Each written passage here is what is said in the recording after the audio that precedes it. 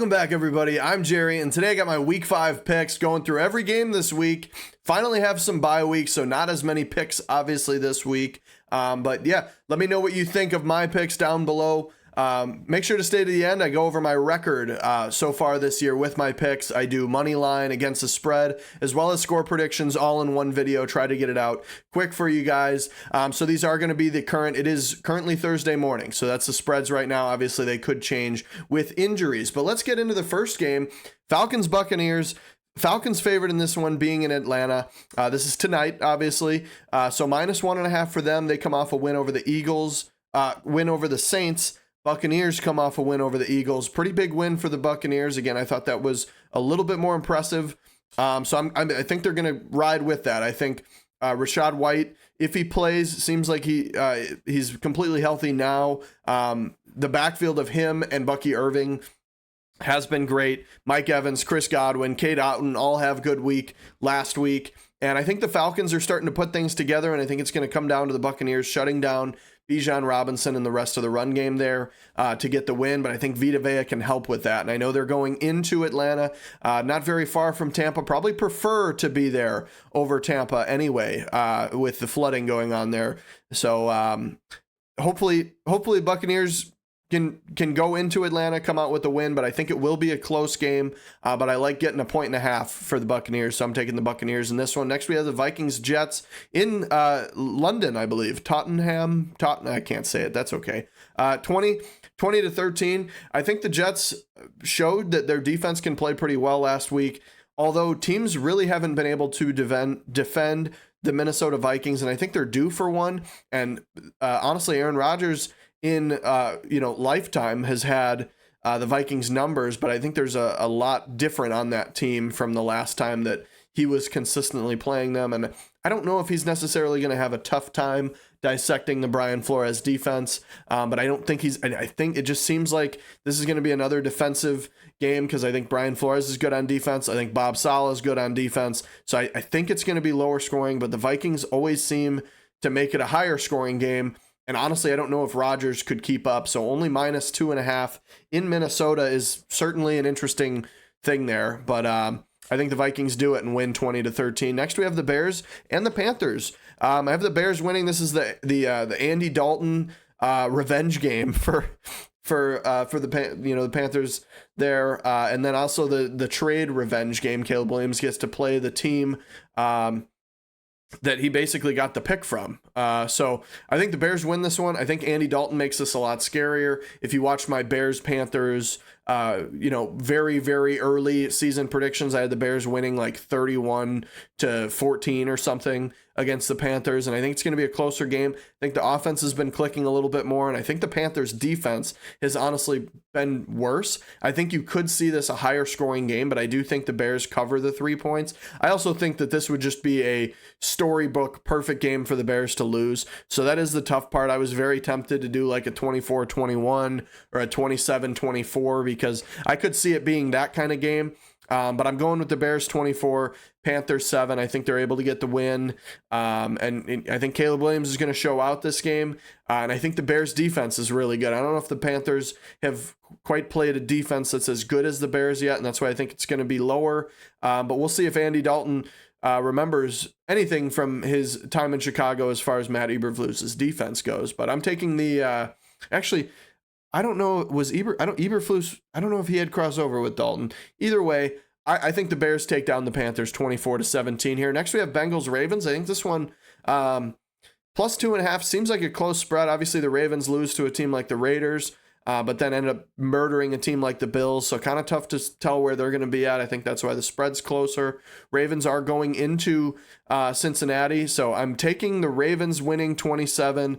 Bengals 17. Obviously, I got the helmet over there with the Ravens covering that 2.5 point spread. But again, this is a game. Bengals looked better last week, but it was just against the Panthers. So I think potentially could be a little closer, but I don't see how the Bengals they haven't been great at stopping the run to begin with. Now you have to deal with Lamar Jackson, Derrick Henry, and Patrick Ricard. So I think it's going to be a very tough one. Tyler Linderbaum in the center there too. So I think it's going to be very difficult. I think the Ravens win this one 17-27. I think the Bengals will put up some points, so 17. I think it could even be a higher scoring game too, because neither defense has really been what they've been in the past so far this year. I guess the Bengals never had like a top tier defense, but definitely think it could be higher scoring. But I would take the Ravens in this game money line against the spread. And in my score prediction there, Dolphins, Patriots, Dolphins getting points here. I think the Patriots have just kind of looked dysfunctional, and I know Snoop Huntley hadn't looked great in that first game, but I think he can get better. And I think Mike McDaniel is going to need to let loose with the offense, let him throw some stuff downfield, and let him run the ball, which I'm sure he's not used to, and definitely doesn't want his quarterback to get injured. But unfortunately, that's a great feature for Snoop Huntley. He can get down with his legs there. He can get down the field. So I think the Dolphins could win this one. You get 1.5 with it. So I'm taking the Dolphins 20, Patriots 17. It seems like they're trying to tank. It seems like they went out and won one game and they're like, oh look, we won. Oh, we can win games. But then all of a sudden, now they just look like they stink. So I'm taking the Dolphins 20, Patriots 17. Commanders Browns. I don't know why the spread is only 3. 3 would insinuate that being that the Commanders are the home team, that's typically the deciding factor. So it's normally 3 points of sway for betting odds for the home team in football. So that would assume that the Commanders and the Browns are equal. So I don't know why that's going to be the case. I think what the Browns would really need to do is I think they're going to need to slow down Brian Robinson to put pressure on Jaden Daniels. And Myles Garrett's going to have to hit Jaden Daniels like 3 or 4 times. I think the only way the Browns win this game is if it isn't played and they have to reschedule to like 2 or 3 years down the road, because there's no chance that the Browns win this game, although they're probably looking for a get right game. I guess their defense has probably been better so far, I would say, aside from that Cowboys game, than allowing a team to score 38 points. But I think this is a clear Commanders win. Again, 3 points, kind of embarrassing for the Commanders. I think they're going to blow them out of the water, 38-20. Jaguars Colts, I think, so this was a tough one for me because it's a 2.5 point spread. And honestly, I think if Joe Flacco plays, I think they win and cover. I think you're looking at like a 24-17, even like a 31, 21, 31, 24 sort of range. But with the Jaguar, I'm just assuming that Anthony Richardson comes back. If he plays, because there's talk of him playing, he was a limited participant in practice. You've also got Jonathan Taylor might be out. So Trey Sermon, Jonathan Taylor hasn't practiced yet this week. So if Trey Sermon's in, you've got a downgrade there.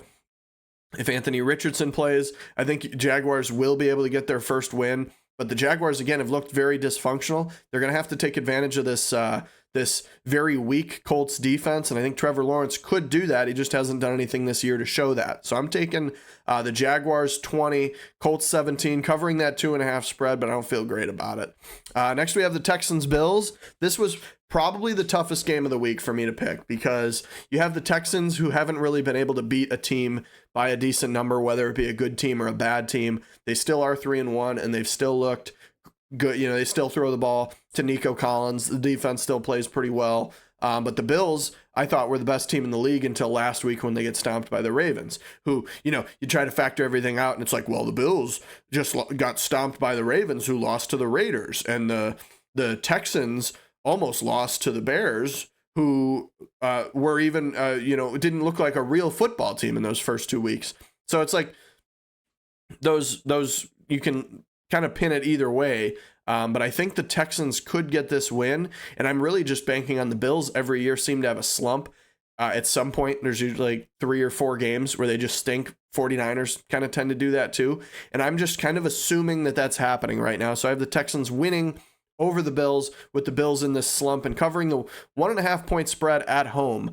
That they're down 1.5 points to the Bills at home. So we'll see how that goes. But I have them winning 31-28. Next, we have Broncos Raiders. I'm not going to buy into this hype around the Broncos, and I think Antonio Pierce is using all this trade rumors, and they're telling us we're tanking. They're telling us we're trying to get rid of Devontae Adams. Blah blah blah. He's probably doing a way better job than I am at hyping up the team. That was pretty Kirk Cousins-esque way of hyping up the team, so I apologize for that. But I'm taking the Raiders 17, Broncos 13 in this one. I think they're going to get behind him from that. I think Zamir White could try to have a good game. Broncos defense has been good, but Zamir White is due to have a good game, and I think Gardner Minshew is going to have to play better, though. So Gardner Minshew is going to have to do good in this game, and Christian Wilkins and Max Crosby are going to have to get pressure on Bo Nix, put pressure on him. He only threw for 60 yards last week, 12 for 25. So he's looking for a get-right game, and he's not staring at a great option there with some premier players in Christian Wilkins and boy, Max Crosby. Just completely forgot about the Condor's name real quick there. But also, I think Jack Jones' interception, I think that definitely could happen this week. So we'll see what happens. But I'm taking Raiders 17, Broncos 13. Next, we have the 49ers Cardinals, another tough one. 49ers are 2-2. Cardinals have a dominant win over the Rams, and then some close games against good teams.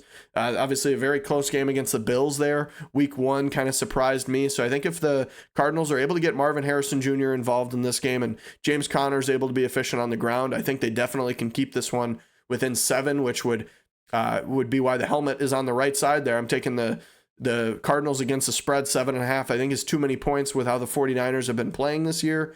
And 49ers offense really didn't look that great against the Patriots last week. And I think even though they did win by, 17 or 30, it was a big win. Yeah, it was 30-13.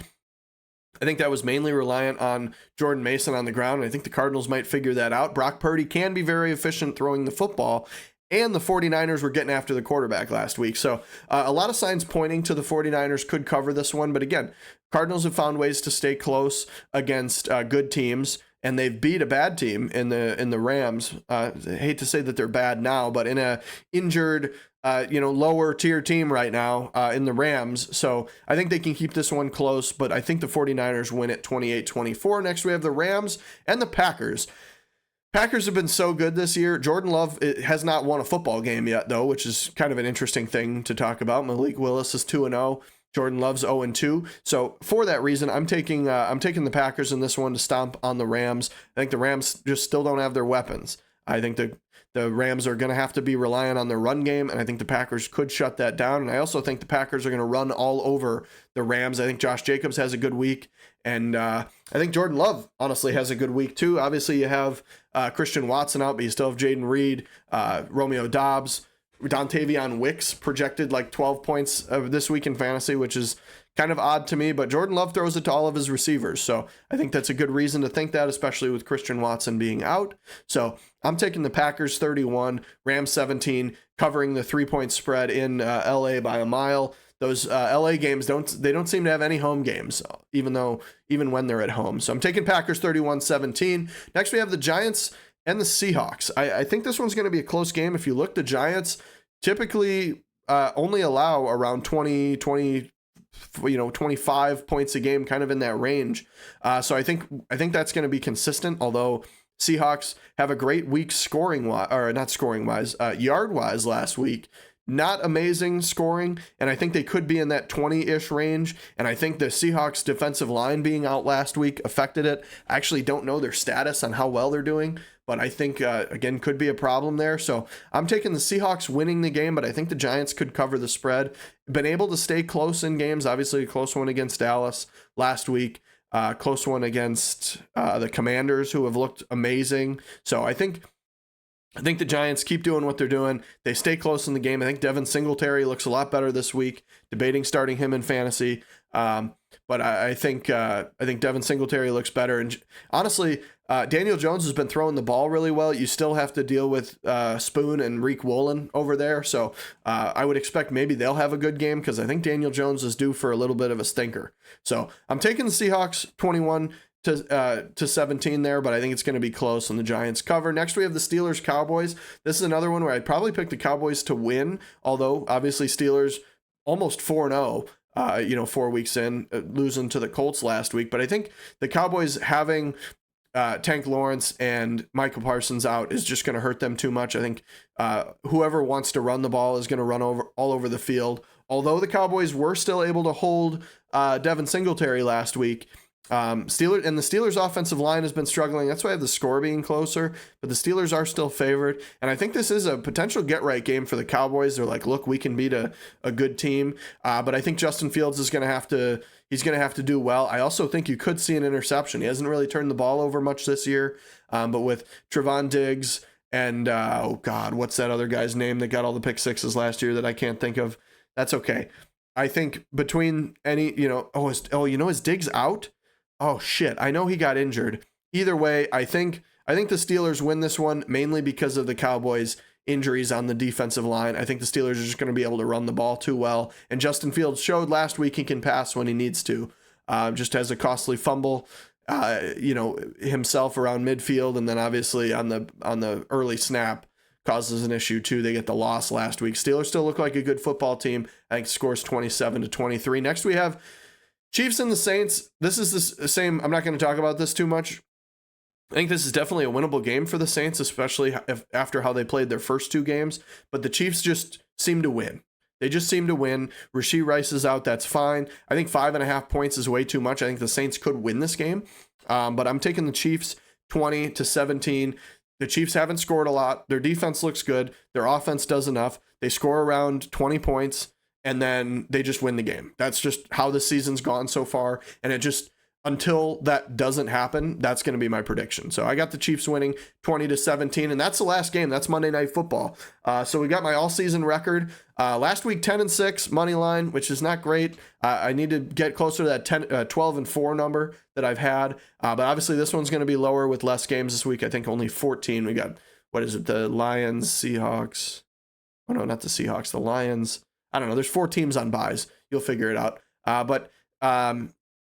Against the spread, I'm 30 and 34 in total, a 7-9 last week. And then the better rushing team is 9-7 at 38-26. So money line is going better for me than the better rushing team record, which was not the case last year. So a positive point in that news. But that's going to be it for this video. Let me know what you think is going to be the best game of this week down below. Like and subscribe for more.